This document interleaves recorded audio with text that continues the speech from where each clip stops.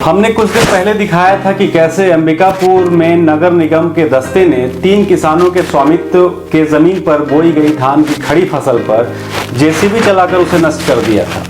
किसान रो रहे थे पर किसी को दया तक नहीं आई। मामले ने तूल पकड़ा और खबर राष्ट्रीय स्तर पर पहुंच गई। इधर अपनी किरकिरी से बौखलाए कांग्रेसियों ने पत्रकार जिसने खबर बनाई यानी मुझ पर किसी अन्य मामले को लेकर अंबिकापुर के कोतवाली में मामला दर्ज करा दिया। चूंकि मैं पुलिस को साफ कर चुका हूं कि आप कहें तो मैं सहर्ष जेल जाने को तैयार हूं। जेल के भय से मैं अपना काम बंद नहीं कर सकता। कांग्रेसियों के दबाव में आकर मेरे खिलाफ पुलिस ने जो एफआईआर दर्ज किया है तो कम से कम मेरे जेल जाने से उनकी भी इच्छा पूरी हो, पर पुलिस मुझे मौका क्यों दे रही है, समझ से परे है।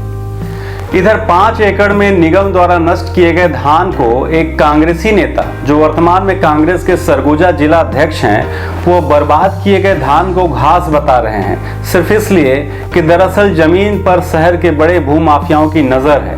खैर, इतने बड़े वैज्ञानिक यदि कांग्रेस में हैं तो तय है कि ये बहुत आगे जाएंगे। अगर छीटा बोया हुआ धान केवल कब्जे करने के उद्देश्य से किया जाए और आज तारीख 19 अक्टूबर और धान आज भी घास के स्वरूप में वेजिटेटिव ग्रोथ में दिखे।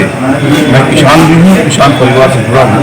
अब वो धान बदला गया, उसमें बाली नहीं है, तो केवल प्रायोगिक जमीन को कब्जा करने के उद्देश्य से उस धान को छीटा गया। जिस दिन धान उस दिन के बाद बाली नहीं निकलती, जिस दिन से शीत थोड़ा भी गिरना शुरू हो जाता है। इधर इस गंभीर मसले पर प्रदेश के कृषि मंत्री रविंद्र चौबे ने कहा है कि यदि किसान के खड़े फसल पर प्रशासन या किसी ने भी उसे नष्ट किया है तो जघन्य अपराध है।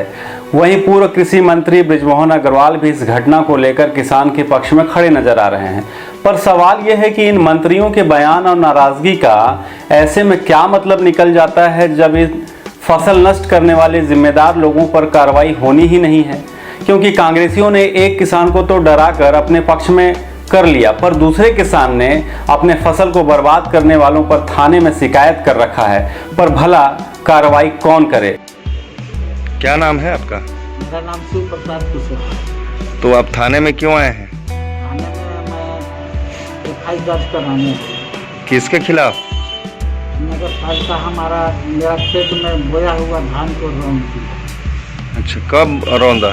अभी 3-4 दिन से रौंद ही रहा। अभी भी रौंद रहा है? अभी भी रौंद रहा। अच्छा, क्या बोले पुलिस वाले? अभी तो कुछ नहीं बोले। जमीन में कब से आपका कब्जा है? ये कागज कब्जा मेरा 1962 से। 62 से है? जी। तो अभी तक आपको पट्टा नहीं मिला? पट्टा मिला। तो क्या निरस्त हो गया क्या पट्टा?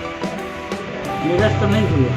पट्टा है जिस जमीन में आप हैं खेती किए हैं? अभी सेटलमेंट हुआ जी। सेटलमेंट में मेरा जमीन को छोड़ दिया गया। आप क्या चाहते हैं? थाने में आए हैं, क्या गाली गलौज आपको दिया गया कि किसी प्रकार का कोई धमकी दिया गया? धमकी दिया जाता है। किसके द्वारा? तो जो जेसीबी चलाता है वो बोलता है कि तुम नगर पालिका जाओ, नहीं तो मेरा उखाड़ लो। गाली गलौज देता है? हाँ, क्या करोगे हम? जो मुझे आदेश मिला है मैं काम कर रहा हूँ।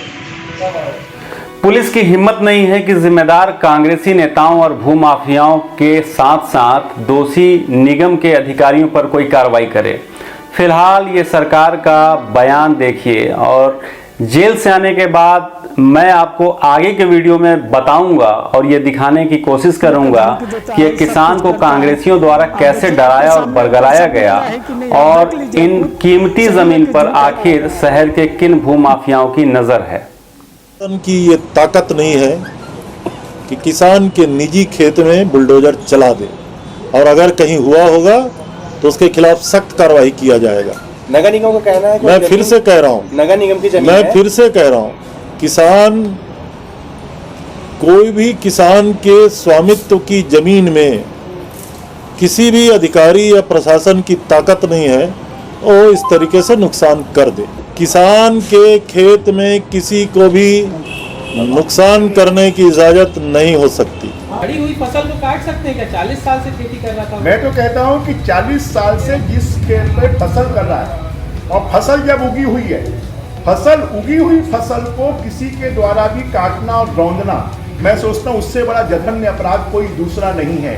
अगर तहसीलदार, कलेक्टर और मुख्यमंत्री को भी उस जमीन की आवश्यकता है तो फसल कटाई के बाद ही उसके ऊपर में कार्रवाई कर सकते हैं। और फसल कटाई के पहले कोई कार्रवाई करता है तो मेरा ये कहना है कि वो फिर शासक प्रशासक नहीं है, वो दैत्य है।